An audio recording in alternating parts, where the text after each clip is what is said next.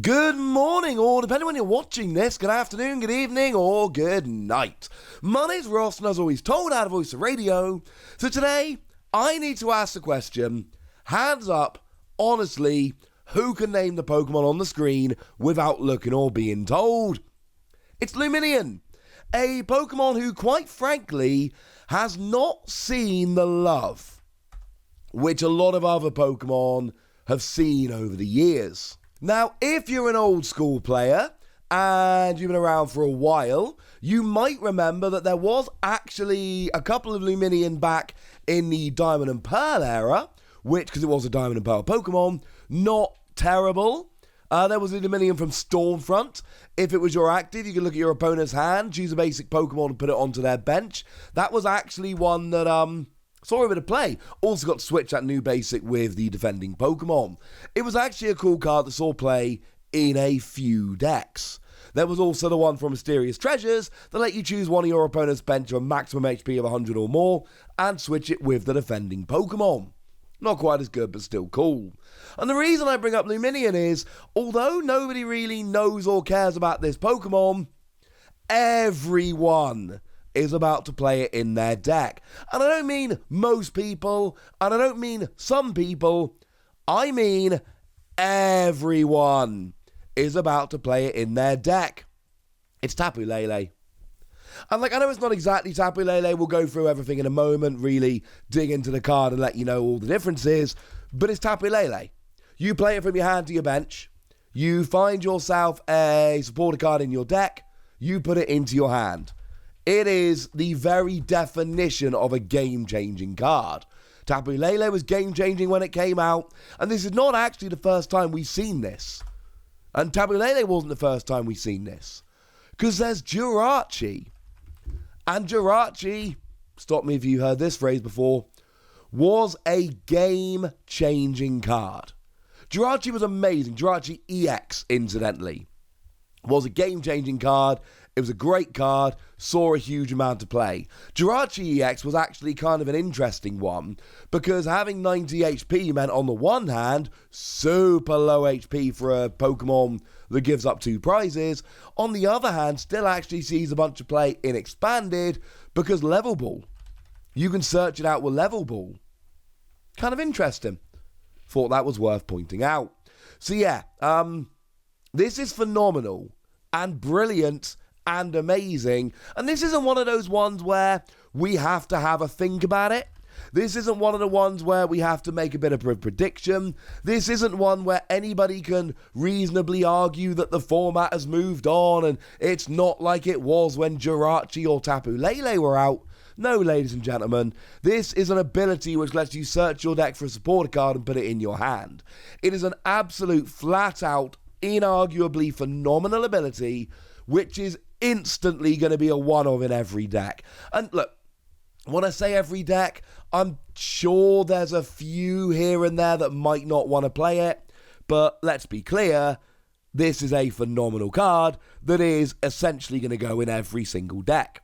And the reason it's so gosh darn good is because supporter cards are how we run the game. The game runs on supporter cards. It really is as simple as that. Sure, we have a bunch of Pokemon draw at the moment, and that's lovely, but generally speaking, we use supporter cards. Now, actually, I will say there is one prominent deck. There are a couple of decks that won't actually use it. So, essentially, there is a subsection of decks which cannot play random water Pokemon.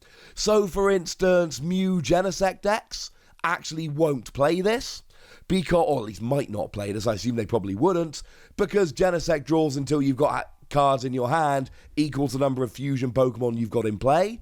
Obviously, Lumineon is then one less fusion Pokemon. And then you've got stuff like Eternatus, whose ability turns off if you play a non-darkness Pokemon. So maybe they won't be played in those decks. But then again, even something like Genesect Mew, there is an argument for putting it as a one-of for if you're having a bad start to the game. If you can't get rolling early enough, you can search it out and go. There is, like I say, Genesect's got such an amazing draw engine there that it really is very, very good. And the thing is, this has a regulation mark of F. and Genesect and Mew have regulation marks of E. So even if you want to play the whole, Genesect Mew isn't going to play it, Eternatus isn't going to play it, which are fair points, this is going to outlast, well, Eternatus by 2 years and Genesect Mew by a year, so even then, it's still going to outlast them. There's always going to be a few decks here and there that don't play it, but make no mistake, this is an out-and-out ridiculous, phenomenal card. Now, it does also answer some questions, like, some of these are easy, okay? So, if you take something like Professor's Research or Marnie, these ones are easy. There's not really much argument here. We know what's going on, right? Professor's Research, discard your hand, draw 7. It's a phenomenal draw engine. It's the fastest, most aggressive draw card in the game. You're often going to Lumineon to grab yourself a Professor's Research to get going in the early, mid, or late game. Similarly, Marnie, both players shuffle a hand and put them on the bottom of their deck. You get 5 cards, your opponent gets 4. It's a decent draw engine while also being a bit disruptive to your opponent. Boss's Orders. You are going to see many games that are won because one player plays Lumineon, searches for Boss's Orders, and wins the game. Okay, great. But these are supporter cards we've seen before. These are not new. There's nothing terribly special going on here. But what about some others? There are a couple of other cards, and I'm not saying they're going to see a huge amount of play, but they just got an awful lot more interesting. So Dancer, for instance, you draw 2 cards, but if you go second and it's your first turn of the game, you draw 3 more. That's a straight draw 5. Now, to be fair, you've still gone second, so you could still play something like a Professor's Research anyway. But I think now, absolutely the door is open, and you're never going to play more than one Dancer in your deck, let's be clear. But the door is open to play a Dancer in your deck because, well, you never know. There will be some games where this becomes actually really good. Beauty actually becomes an interesting card here. If you go first, you can play it during your first turn to draw 2 cards. Now, I will say drawing 2 is still not great, and you've got to give up a bench space to Lumineon to do it.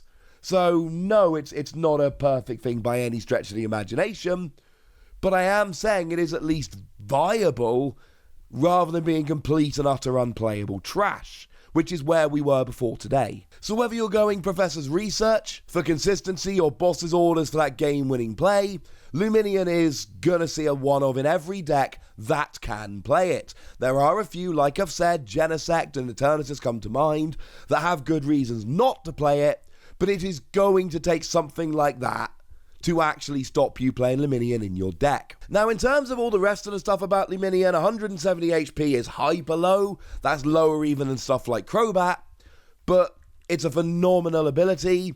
It was never going to have high HP because you can't really give it any more advantages over the ridiculous ability it's got.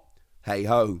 Retreat cost of 1 is actually really nice because it means if it gets dragged active and once you play it's largely going to be a bench sitter, that's lovely.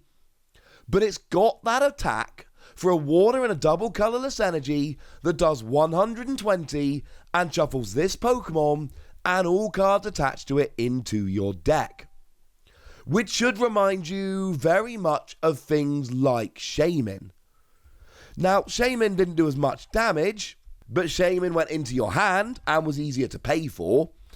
But the fact of the matter is, this gets it back into your deck, so you can draw into it again, so you can reuse it. And in water decks that are playing energy acceleration with things like Frostmoth, for instance, where you can easily accelerate a lot of water energy, if you can take a KO with Lumineon, you are going to want to take a KO with Lumineon because you can then have it in your deck ready to use again later. We've seen how great these kind of attacks are. Eldegoss would be another rather nice example here, because of course Eldegoss has got an attack which just goes back into your deck, ready to use again later. Eldegoss is basically the same, except it gets from your discard pile. Make no mistake about it, for newer players, Lumineon is a billion times better than Eldegoss, because it gets you rolling. And that's a huge thing here. Eldegoss is great in the late game for that Boss's Orders, but turn 1, when you've got nothing rolling at all, this gets you rolling. Eldegoss doesn't. It is so much better. And while we're talking about supporters, I do need to mention, boom, called it, because Boss's Orders Cyrus is coming. The other day, I showed you Professor's Research Rowan, and I told you that I would expect that Boss's Orders would be getting a reprint as well, and I would expect that it would come with Cyrus, because they're going full Gen 4 at the moment. So, obviously, we've got Rowan as the Professor, Professor's Research, Siren is the antagonist, ergo, that should be your Boss's Orders. I don't have a huge amount to say about this. We've talked about this a lot before, but it did need to be mentioned. Cyrus is coming as Boss's Orders Cyrus, and just like we saw with Rowan, we've got Regulation Mark of F. Now, Boss's Orders Giovanni has a Regulation Mark of D. And Boss's Orders Lysander has a Regulation Mark of D. What this basically does is it keeps Boss's Orders in the format for 2 more years. Rather than rotating out in September 2022, it's going to be rotating in September 2024, unless we get another reprint with a new regulation mark, which is entirely possible. That could absolutely happen. So basically, this is kind of huge as well. We talked about this a lot with Rowan the other day. I'll link that video in the description. We don't need to go into too much detail. But Boss's Orders is a huge card. It is a staple card that sees play in every deck. And now, thanks to Cyrus, it's going to be around for 2 more years. Do remember, like I said with Professor's Research, the name of the card is Boss's Orders, not Boss's Orders Cyrus. That means that you can play Giovanni, or you can play Lysander, or you can play Cyrus. It's completely up to you. They will all remain legal because there is one with a regulation mark of F which will still be out there. This is huge, ladies and gentlemen. Absolutely huge. With Lumineon coming in to replace what used to be Tapu Lele, and then seeing the Boss's Orders is going to be around for another 2 years as well, this is absolutely huge. But I want to know what you think. So let me know in the comment section, would you? Go nuts! Be nice. And then make sure you like this video, subscribe to this channel, follow me on Twitter at TheWassy, and Twitch for some live action at twitch.tv/PTCG Radio. If you want to support the channel, get some bonus podcasts and all that good stuff, head on over to patreon.com/PTCG Radio, where you can do exactly that. But by far the most important thing as always, look after yourselves till next time, would ya? Thank you very much for watching. My name's Ross, and you've been watching PTCG Radio.